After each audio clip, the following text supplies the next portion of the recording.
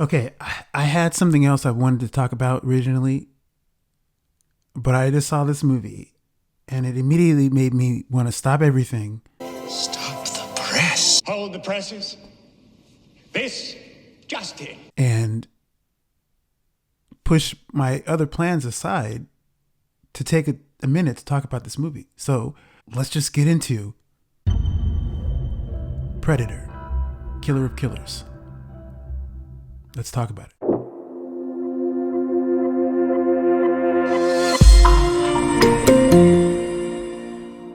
I saw one small conversation with Dan Trachtenberg, and it was like 3 minutes. It was like a half preview, half interview, where I just talked about this movie and what to expect, and showed you a little glimpse of some of the artwork and animation on display. And immediately it was fascinating just to see that. I was like, all right, I'm going to watch this movie. But aside from that, though, I was curious because Dan Trachtenberg, and if you don't know who he is, he directed movies like 10 Cloverfield Lane.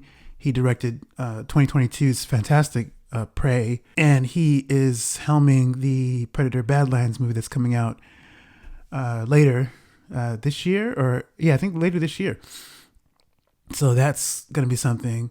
And so I think immediately on the success of Prey, that was enough for me to be like, all right, I'm curious to see what this guy's doing. But the next layer was looking at the art style, the animation style. And I was immediately reminded of Across the Spider-Verse and Arcane, specifically. Also Teenage Mutant Ninja Turtles, Mutant Mayhem.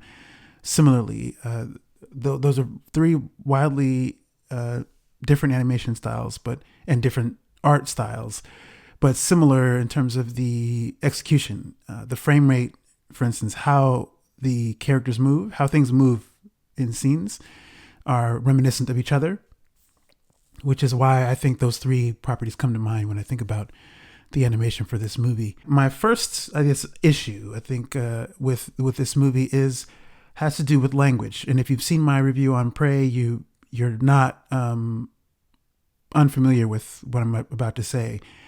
And I've said this about other movies too that have sections, sequences, and scenes that deal in foreign language, a language that is not English.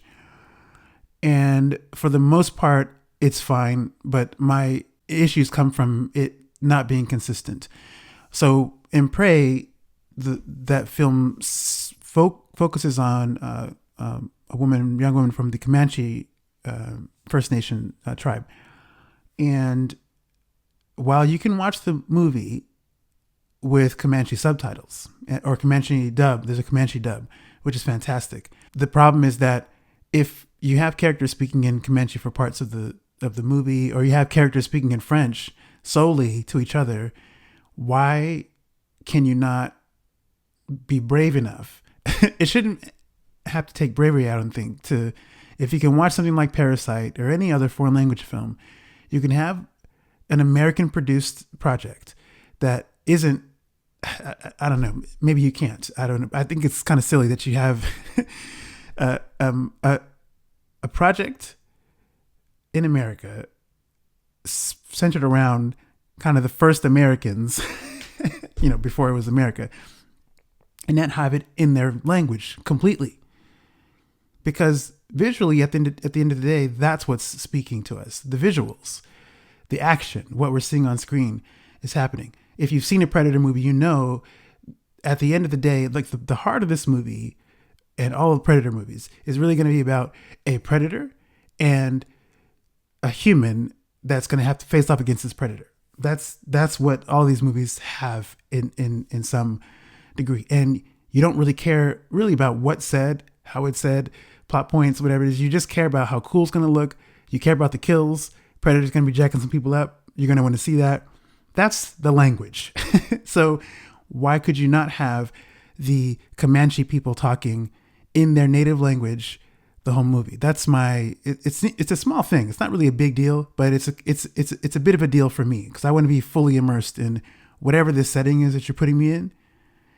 And if we're living in this time period, in that language, you take a movie like Apocalypto, for instance, That's a great example. Apocalypto is a fantastic movie, and it's set in a time and place where everyone who we're following speaks a language, and they speak that language completely throughout the movie. There's no English intermixed in it. So it can be done. And I just feel like you should, if Mel Gibson can do it in Apocalypto and it's still great, you can do it in something like Prey and it'd still be great. Because the fact of the matter is, what people are speaking wouldn't matter to the quality of how it's presented. It just adds another layer of realness, authenticity, and immersion. And I wanted that with Prey. I wanted that with this movie. So if you have seen the marketing, you know that this movie it's essentially three. It's kind of like an anthology situation. That's not fully an anthology because the separate stories are tied together.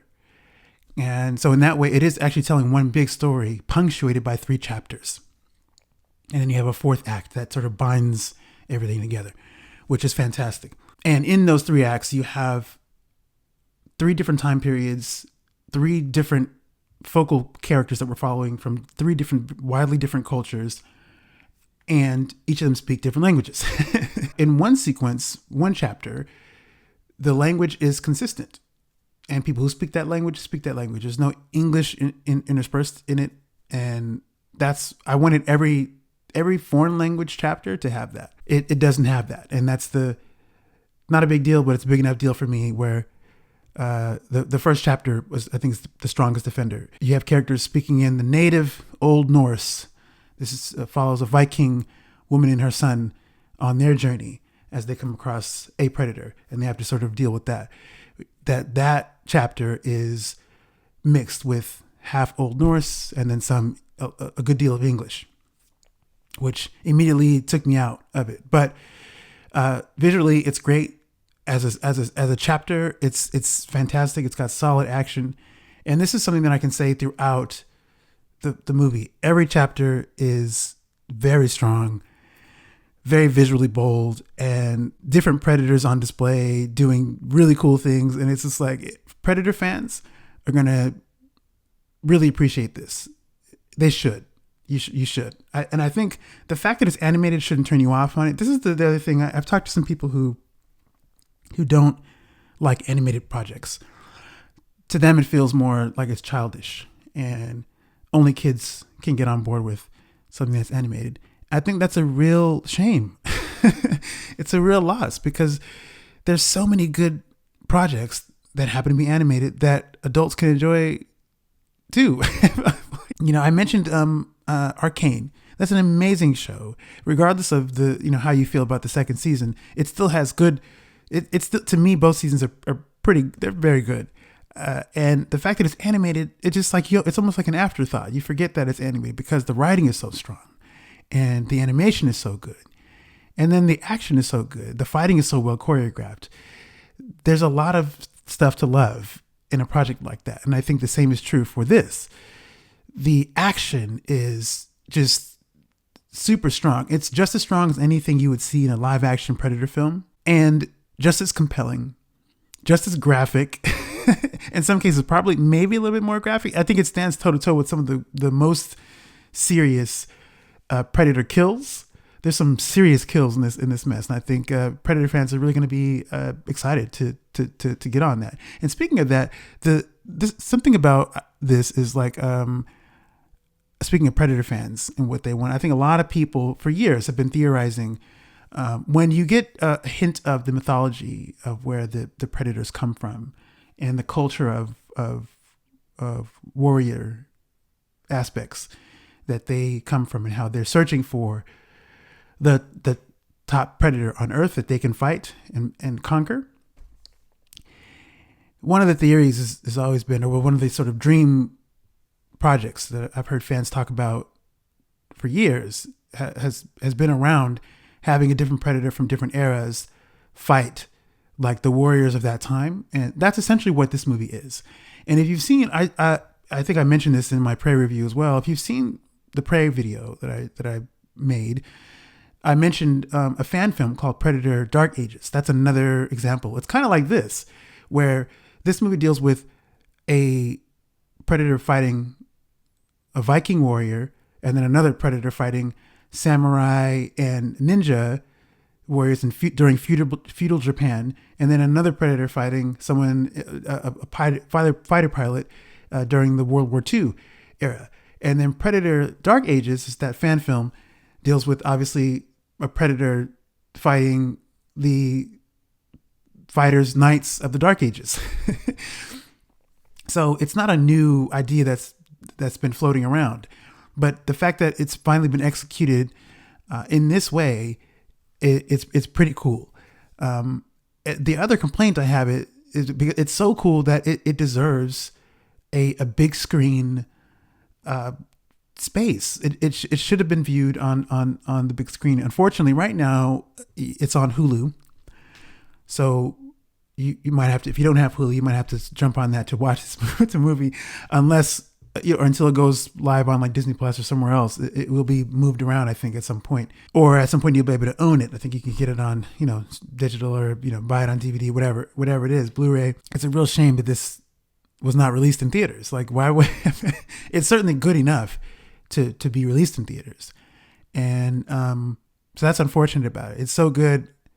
I think it's worth that. My other issue with it, with this project, has to do with the third chapter, which is the World War II segment. And the main character of that chapter is voiced by Rick Gonzalez, who I love. He is a main character in the Law and Order Organized Crime television show. If you haven't seen that, he's very good in that. And I'm a fan of him. So he's in this, and he plays a guy who is the underdog in this story. And my complaint about it is that I feel like he has too much to say. Like, he talks a little bit too much for for the proceedings, and it takes away from some of the seriousness of it. You have this guy who's going up against a force he's never seen before. No one has seen this force before. It's not something that you'd be making a lot of quips about, I don't think. Like, it goes back to the original movie, where you have guys, they're fighting other enemies and stuff in the jungle, or whatever. And so when they're going up against the predator, there's not a lot of quips, not a lot of jokes. Like, it's pretty clear once things start happening and people start dying by the predator's hands, there's not a lot of room for things to say that is not like a scream of your death or something else. Like, and so that was another issue, I think, in that last chapter. But aside from that, there's a lot of stuff in that chapter and in this whole film as a whole that you haven't seen before. And that's always something that I commend Dan Trachtenberg and his team who worked on this movie, because they had to come up with ways for the action to transpire that was different than what we'd seen before. Things that we recognize, but things that play to the specific strengths of a certain fighter, of a time period, and of that particular predator. For instance, you have a lot of underwater stuff going on. You have stuff that's happening with the ninja segment and / samurai segment that's very different. You have a predator that sort of reflects that kind of time period, and that kind of like a kind of equal balance between, you have a guy who's very stealthy and a predator who by nature is kind of like pretty stealthy too, like until he chooses to reveal himself, then that's something else. So you're dealing with, it's actually kind of cool how the idea of a predator lends itself to stealth and hunting. And just because this is what we know of how the predator has been established. And you have human characters who across different time periods have had to employ different methods that reflect how certain predators have acted too. So it's pretty cool to see that on display. The other thing I wasn't completely sure about was the predator designs of a particular predator. So I think one of the first ones is kind of big and bulky and hulky. I feel like I would have been, that's a slight complaint. I feel like that predator is probably too big for, that's me. But when you watch it starts to matter less. I think I would have preferred the predators to have similar size and build that you see in the movies, like where you have a human who's, even the biggest human is not as big as most predators that you've, like Arnold Schwarzenegger fought in the original, or even Danny Glover had to get down against in the second movie, And any of the other ones, there's a sort of standard for usual predators.